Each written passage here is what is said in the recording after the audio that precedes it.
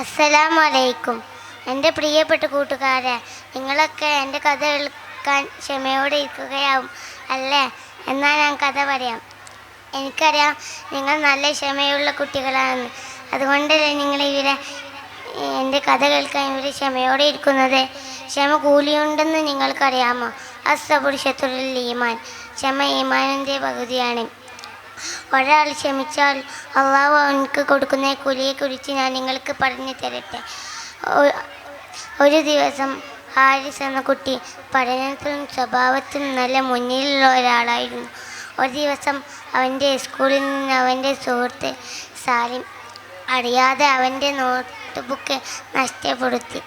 ഹാരിസിന് ദേഷ്യം വന്നു. എങ്കിൽ അവൻ ഓർത്തു, ഉസ്താദ് ഒരിക്കൽ പറഞ്ഞ വാക്കുകൾ ഓർത്തു. ക്ഷമിക്കുന്നവരെ അള്ളാഹു ഉയർത്തും.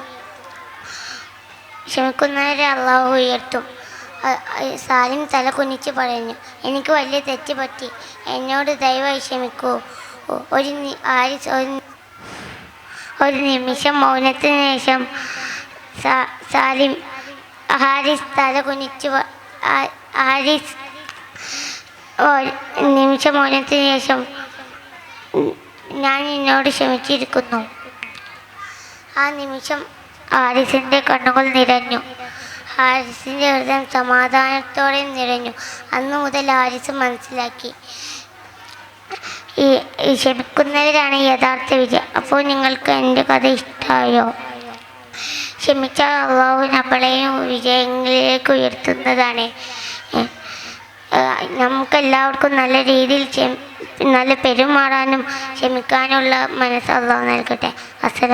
ആമീൻ. അസ്സലാമു. Congrats, Naula. Next on it is group song Ziyan Shabil from LKG. Welcome.